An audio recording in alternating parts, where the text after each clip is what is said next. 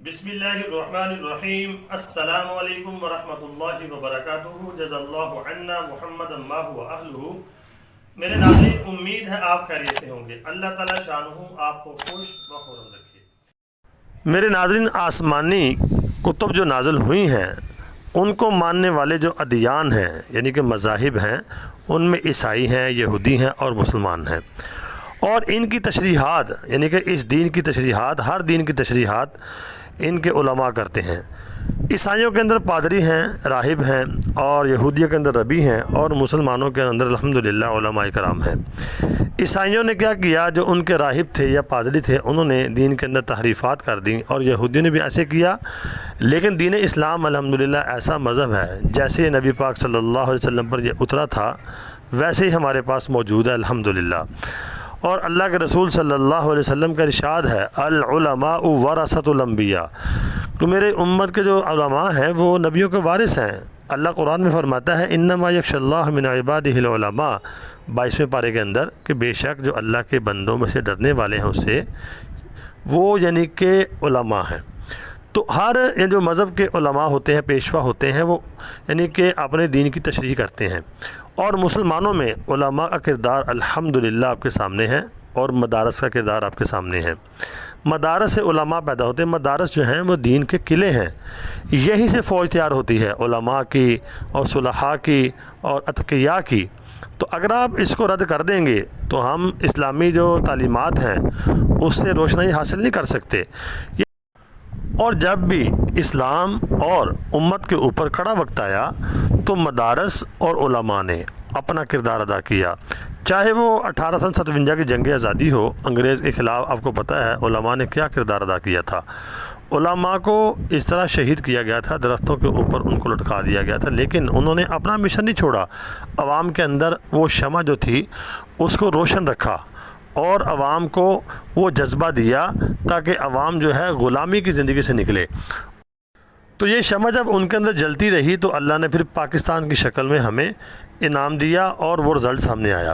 اور اسی طرح اگر آپ دیکھتے ہیں فتنہ قادیانیت، اس کے اوپر تمام علماء اور مدارس نے کردار ادا کیا، اور اس میں ہر مسلک، چاہے وہ دیوبند ہوں، چاہے وہ اہل حدیث ہوں، چاہے وہ بریلوی ہوں، چاہے وہ اہل تشیع ہوں، سب نے کردار ادا کیا، اور الحمدللہ ان کو اسمبلی سے غیر مسلم قرار دلوایا۔ تو علماء کے کردار کو ہم رد نہیں کر سکتے۔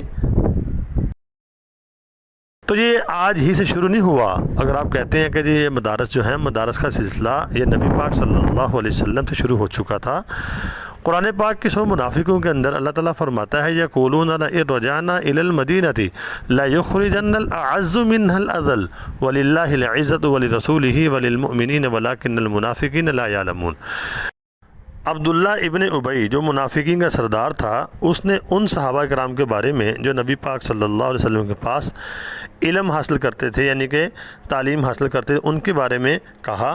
نبی پاک صلی اللہ علیہ وسلم کے پاس وہ تعلیم حاصل کرتے تھے، واعظ و نصیحت جب آپ کیا کرتے تھے وہ بیٹھا کرتے تھے، دین سیکھتے تھے۔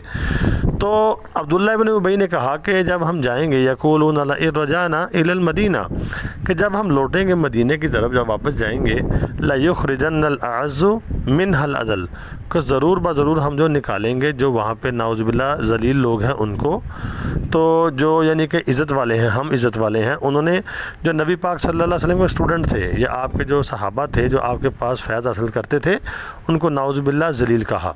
تو اللہ تعالیٰ نے اس کا جواب دیا وَلِلَّهِ الْعِزَّةُ وَلِرَسُولِهِ، اللہ نے فرمایا عزت اللہ کے لیے ہے، وَلِرَسُولِهِ اور اس کے رسول کے لیے ہے، وَلِلْمُؤْمِنِينَ اور مومنین کے لیے ہے، وَلَكِنَّ الْمُنَافِقِينَ لَا يَعْلَمُونَ لیکن جو منافقین ہیں یہ جانتے نہیں ہیں، ان کو علم نہیں ہے۔ تو میرے ناظرین، جب انہوں نے صحابہ کرام کو جو نبی پاک صلی اللہ علیہ وسلم کے اسٹوڈنٹ تھے ان کو یعنی کہ ذلیل کہنے کی کوشش کی، تو اللہ نے فوراً دفاع کیا، اور اللہ تعالیٰ نے واضح ان کو یعنی کہ اعلان کر دیا۔ اللہ نے فرمایا عزت تو اللہ کے لیے ہے اور اس کے رسول کے لیے، وللمؤمنین اور مومنین کے لیے ہے۔ جو میرے نبی کے صحابہ ہیں، جو پڑھنے پڑھانے والے ہیں، یا جو میرے نبی سے فیض حاصل کرنے والے ہیں، عزت تو ان کی ہے، تمہاری کوئی عزت نہیں ہے۔ تو قیامت تک کے لیے جو نبی پاک صلی اللہ علیہ وسلم کے یعنی کہ فیض کو اور علم کو حاصل کرے گا وہی عزت والا ہے۔ تو یہ سلسلہ چلا آ رہا ہے وہیں سے۔ ترتیبات جو ہیں بدلتی رہی ہیں، شکلیں بدلتی رہی ہیں۔ اب الحمدللہ مدارس کی شکل میں یہ ہمارے پاس سلسلہ چلتا آ رہا ہے، اور یہیں سے علماء، حفاظ، قراء اور ائمہ پیدا ہوتے ہیں، اتقیاء پیدا ہوتے ہیں، اور جو لوگ یہاں سے پڑھ کے آگے نکلتے ہیں وہی الحمدللہ دین کی صحیح رہنمائی کرنے والے ہیں۔ اور آپ کو بتا رہا ہوں میں انشاءاللہ کہ جو آج کل یعنی قاسم بن عبد الکریم کے بارے میں آپ سنتے ہیں، یہ خبریں الحمدللہ بڑے مدارس تک پہنچ چکی ہیں، اور ان قریب انشاءاللہ آپ کو اس کا رد عمل نظر آئے گا۔ اور یہ جو یعنی کہ عوام کو گمراہ کیا جا رہا ہے یا جو بھی ہو رہا ہے، اس کے اوپر الحمدللہ بڑے بڑے مدارس اور بڑے بڑے علماء جو اتقیاء ہیں، جو شیخ الحدیث ہیں، علماء ہیں، وہ فکر مند ہو چکے ہیں۔ انشاءاللہ طلباء بھی فکر مند ہو چکے ہیں۔ انشاءاللہ آپ کو انشاءاللہ جلد ہی اس کا رد عمل ملے گا یوٹیوب کے اوپر ہی یا دیگر چینل کے اوپر۔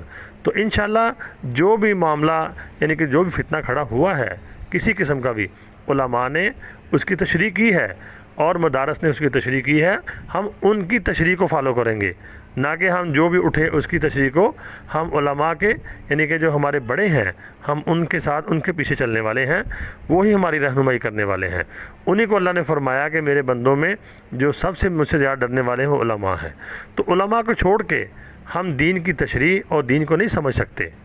اللہ تعالیٰ سے دعا ہے اللہ رب العالمین ہمیں مدارس اور علماء کی قدر نصیب فرمائے۔ دیکھیں علماء جو ہیں وہ ہمارا سرمایہ ہیں، مدارس ہمارا سرمایہ ہیں، ہمیں ان کے ساتھ جوڑ رکھنا چاہیے۔ اللہ رب العالمین میرا اور آپ کا حامی و ناصر ہو۔